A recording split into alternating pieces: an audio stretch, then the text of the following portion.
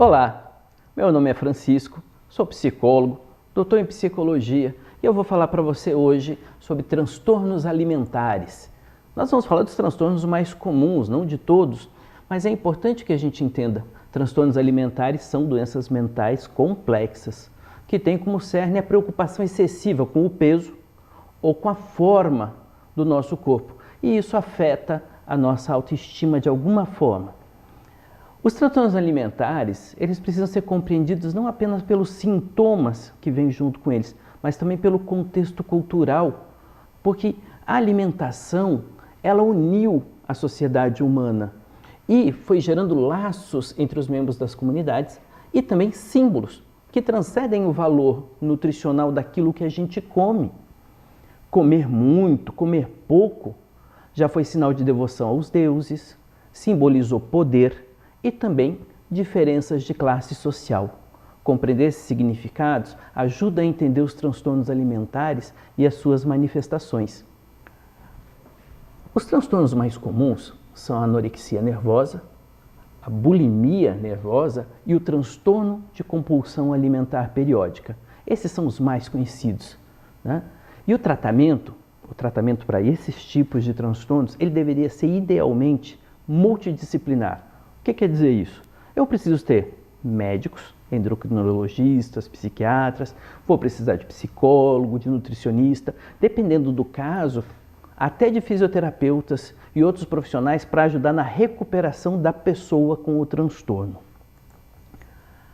A bulimia nervosa é caracterizada por episódios recorrentes de compulsão alimentar, ou seja, comer muito, mesmo sem ter necessidade, e depois comportamentos purgativos compensatórios. Né? O que são esses comportamentos purgativos compensatórios? É o ato de induzir o vômito, usar laxantes para se livrar daquilo que comeu, diuréticos, fazer jejum, tomar outros agentes anorexígenos, ou seja, remédios para induzir falta de apetite, quando a pessoa precisaria comer. Também tem o uso dos enemas ou o excesso de exercício físico, também como uma forma de compensar aquela alimentação. Esses episódios, eles ocorrem às escondidas.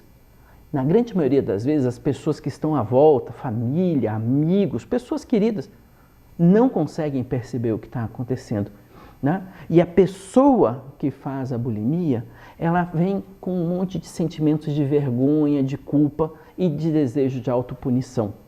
É importante a gente perceber desde já que esses comportamentos, esses transtornos, não vão ser possíveis de enfrentar sozinhos.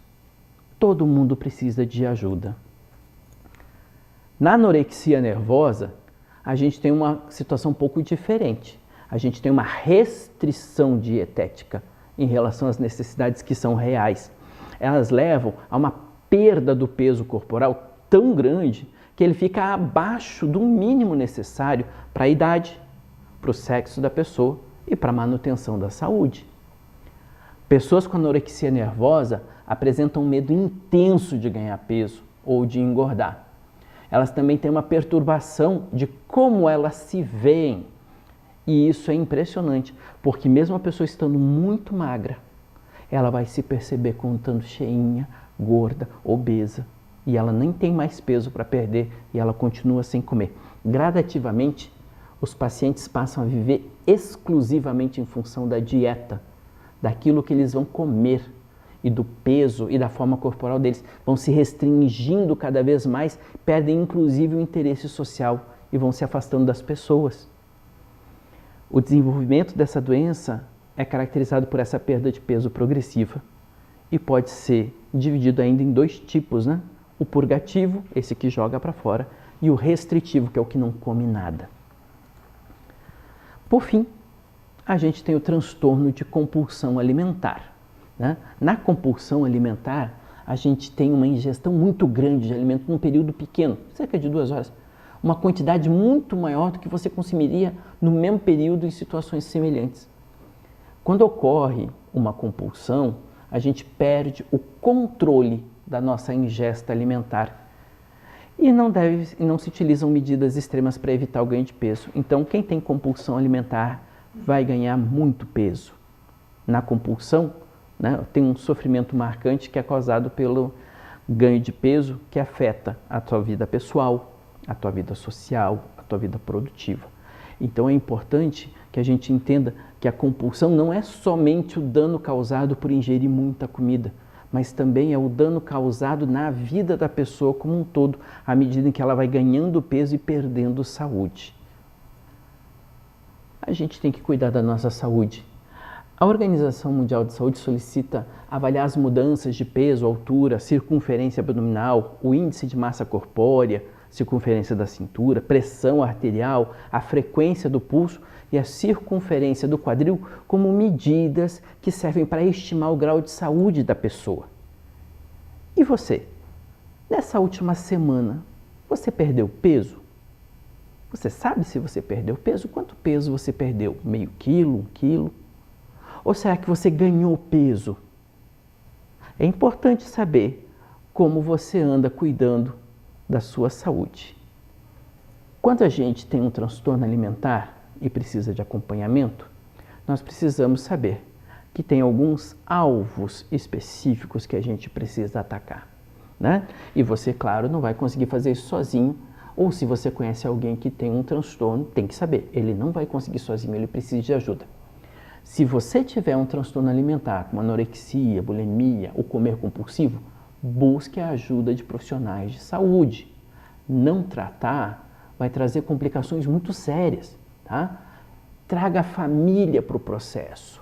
Se você conhece alguém ou se você tem, faça com que a família participe, porque ela é importante para o desenvolvimento do tratamento. Além disso, a medicação e a terapia cognitivo-comportamental são as mais indicadas para o tratamento de transtornos alimentares. São indispensáveis, na verdade. Por quê? Além da medicação e do tratamento com a terapia cognitivo-comportamental, a gente precisa entender que existem alterações de dopamina que vão afetar os comportamentos, tanto aditivos, ou seja, de adição, né, de uso compulsivo, quanto de obesidade, que são mecanismos de recompensa cerebral. Comportamentos compulsivos podem ser comer excessivamente ou tomar drogas que causam dependência. As duas coisas estão dentro do mesmo quadro para o cérebro. Para o cérebro funciona tudo do mesmo jeito. Comportamentos compulsivos começam com uma motivação para iniciar o comportamento. Tanto esse impulso motivacional quanto os comportamentos que se seguem, eles são influenciados por essas experiências passadas e presentes, com os estímulos reforçadores que a gente tem, como usar drogas, como alimentos que são ricos em energia. Então, todo mundo sabe da sensação de satisfação que tem quando come um sorvete ou quando come uma lasanha, e esses elementos de satisfação estão presentes no nosso processo de motivação. Então, comportamentos compulsivos causam fissura, né? A fissura é aquele desejo incontrolável de comer alguma coisa.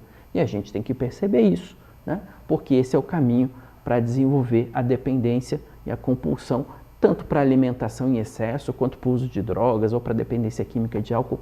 É a mesma coisa, é o mesmo mecanismo. Então, para que a gente possa se cuidar, para que a gente possa se ajudar, nós temos que começar a tomar algumas decisões. Nós temos que tomar decisões que sejam favoráveis para a nossa saúde. Então, nós temos que pensar: quais as razões que eu tenho para mudar ou para não mudar? Toda vez que eu penso nos meus comportamentos e penso no impacto que isso tem na minha vida, por que eu continuo fazendo o que eu estou fazendo? Por que eu não mudo o que eu estou fazendo? Quais são as dificuldades, os obstáculos, os problemas que eu enfrento? E eu preciso encontrar soluções. É por isso que a gente precisa de suporte externo para poder fazer as mudanças.